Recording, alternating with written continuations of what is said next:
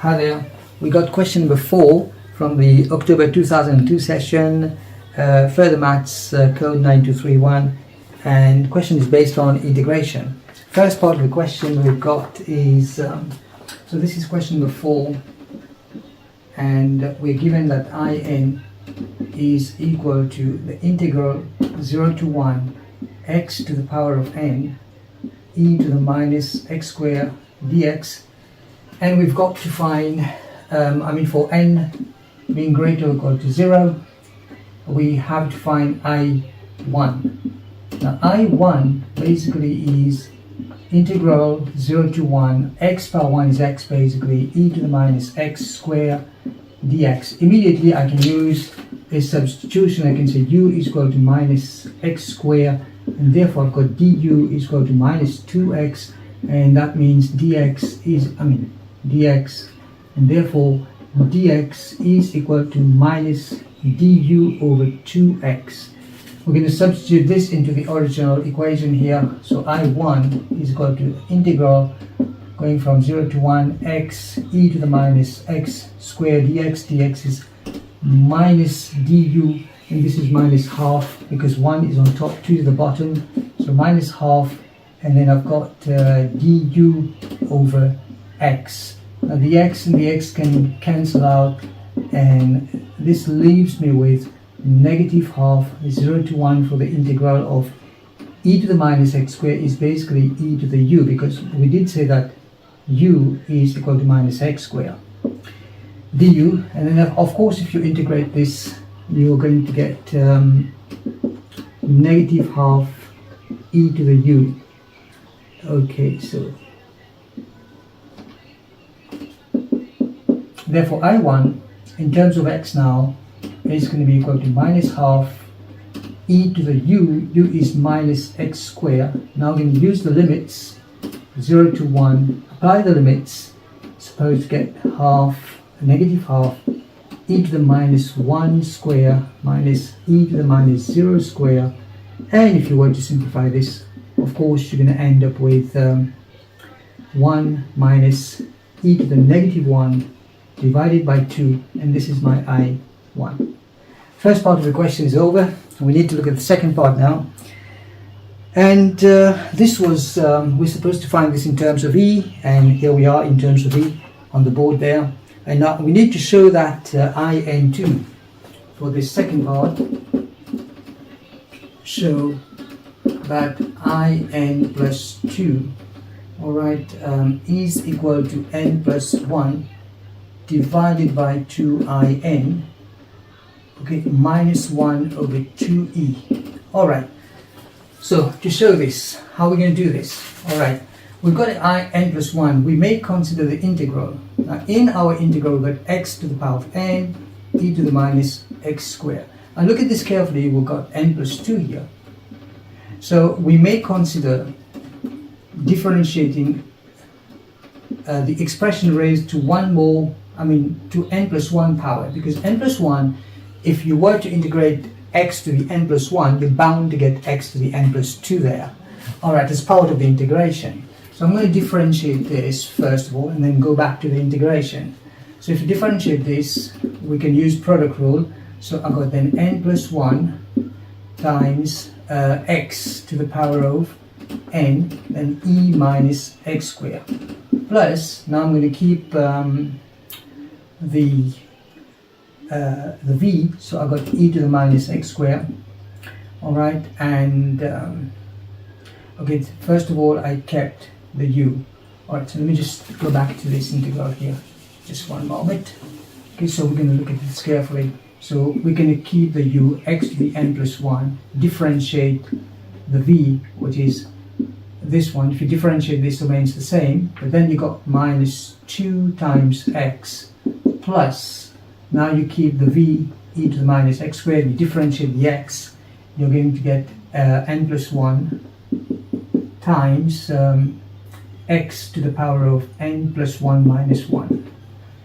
Okay, so this is rearranging this, and I've got x to the n plus 1 times e to the minus x squared is equal to, I can say n plus 1 here, this n plus 1, times the integral of x to the n minus, e to the minus x squared. Alright, and then this is in terms of x, so dx, minus the integral of this one, 2 integral of, now x to the n plus 1 times x to the 1 is basically x to the n plus 2, and this is what I was talking about, because we've got n plus 2 here, here's our n plus 2. Right, minus 2 times then e to the minus x squared dx. Now of course you apply the limits. If you integrate all of that, you're going to get the result, the function back, because the integral of dy by dx is basically fx. So if y is equal to fx, you differentiate and then you integrate the derivative, you're going to get back the function. So integral of dy by dx is equal to fx. This is basically what I've done over here. So now if we substitute the limits, I'm going to get 1 to the power of anything is going to be equal to 1. So 1 times e to the minus x squared. Here x is 1, so e to the minus 1 squared, and then e is equal to n plus 1. This whole integral here is exactly the same as the original integral given in the question here, and so this is in. So I've got then in. Alright, minus my 2i, and this one is n plus 2, so it's n plus 2. Rearranging this, we can say this can go on this side, got 2in plus 2, alright, is equal to n plus 1 in. And of course this, which is basically e to the minus 1, so that becomes minus, okay, 1 over e to the 1 over e basically, and then I've got 2, so you divide by 2 here, so you can divide by 2, you can divide this by 2, and you divide this by 2. So dividing by 2 on both sides, this leads to such.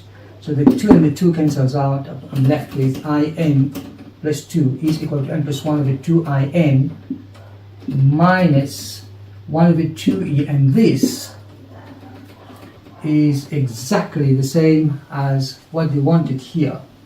So that has been proved. So the second part of the question is now done. So let's move on to the third part of the question. So the third part of the question basically is what we have is find I5 in terms of E. So we've got to find I5 in terms of E. Now what is I5 basically? Can I say that I5 is I3 plus 2? This is identical to this. We've got n plus 2 and here is 3 plus 2. And so let's look at the 3 here. So I'm going to, wherever I've got n in the expression, I'm going to replace n by 3.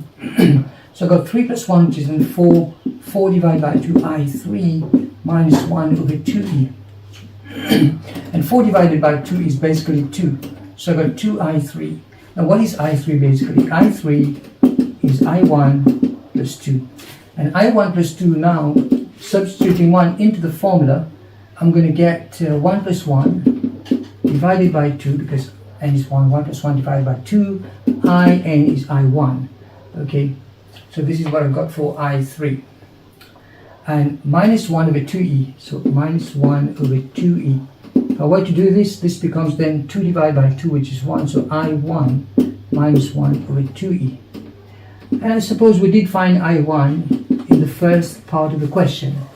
This is i1. It was 1/2 minus 1 over 2e, so that was 1/2 minus 1 over 2e, and of course minus the 1 over 2e over here. So this is going to give us half minus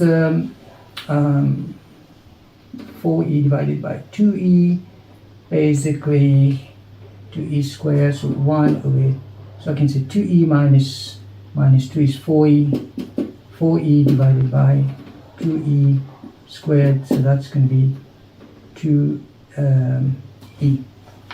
It's like half minus half is, half plus half is 1, so 1 over e.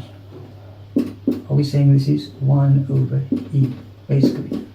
Alright, so minus 1, this is our i3. So taking i3 and substituting here, I've got 2i3, and we know that i3 is half minus 1 over e, and of course minus the 1 over 2e that we had previously. So half times 1, half times 2 is 1, 1 minus 2 over e minus 1 over 2e. So 1 minus 4e basically minus e divided by 2e to the square. So that's 1 minus 5e over e square, which is 1 minus 5 over, basically 2e to the square. Is that alright? Yes. So that's minus 5 over 2e basically. This is my I5. Now this is an amazing question because from there we are basically being asked to integrate this expression raised to the, where x is raised to the power 5. Basically we're looking at this kind of integral here. X to the power of 5, then e to the minus x squared dx. And believe me, if you were to do this, okay, by integration by parts, you get a lot of problems. You won't be able to do it because you're going to have to deal with e to the minus x squared if you were to integrate this. Now this is very problematic. This is basically the normal distribution curve in statistics, and you have to use the Gaussian method to be able to get there. And then for A level, the Gaussian method is not allowed. So this is what we have as your answer. That's a substitute. That's a it's a means of you to be able to find such a big integral. Take care.